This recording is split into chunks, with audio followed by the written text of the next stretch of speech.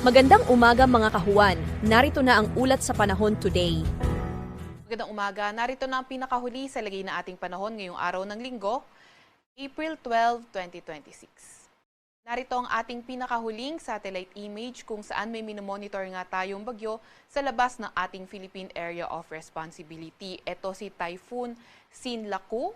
At kanina nga alas 3 na umaga, huli itong namataan sa layong 2,745 kilometers east ng northeastern Mindanao. Etong bagyo ngang ito ay nagtataglay ng lakas na hangin na 150 kilometers per hour malapit sa sentro at bugso na abot sa 185 kilometers per hour. Kumikilos sa direksyong hilaga ng mabagal. So itong bagyong ito ay hindi tinatanggal yung posibilidad ng pagpasok ng ating Philippine Area of Responsibility by late next week. So kung ito ay pumasok ng ating Philippine Area of Responsibility, bibigyan natin ito ng local name na Kaloy.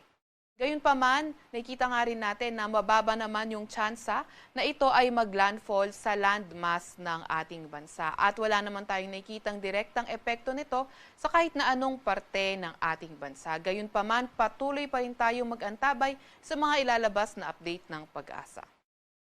Sa kasalukuyan naman, ang ridge ng high pressure area ay nag-e-extend over northern Luzon. So kapag nag-e-extend yung ridge na high pressure area sa ating lugar ay mas pababa yung tsansa ng mga thunderstorm development. May kita nga rin natin sa ating latest satellite image na halos malinis at maaliwalas sa buong kapuluan ng ating bansa.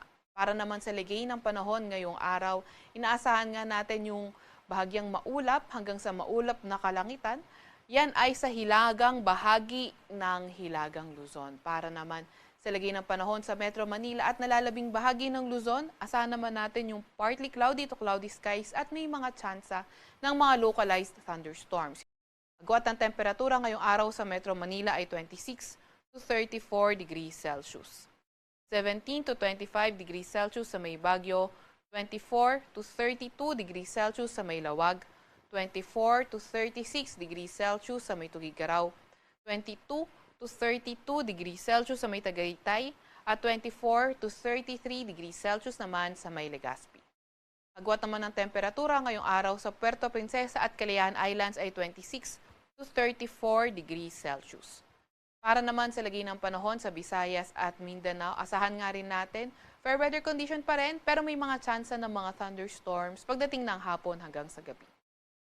Agwat ng temperatura ngayong araw sa Cebu ay 26 to 32 degrees Celsius, 27 to 32 degrees Celsius sa Iloilo at 25 to 32 degrees Celsius sa may Tacloban.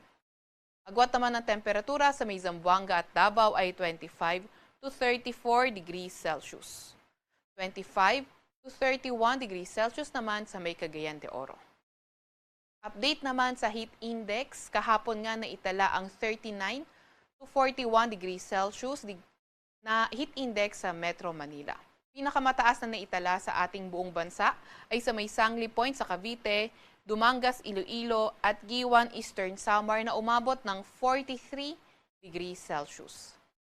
Ngayong araw naman, ang heat index sa Metro Manila ay tinatayang 38 to 40 degrees Celsius at ang pinakamataas ngayong araw ay posible sa Giwan, Eastern Samar muli kung saan posibleng umabot ng 43 degrees Celsius.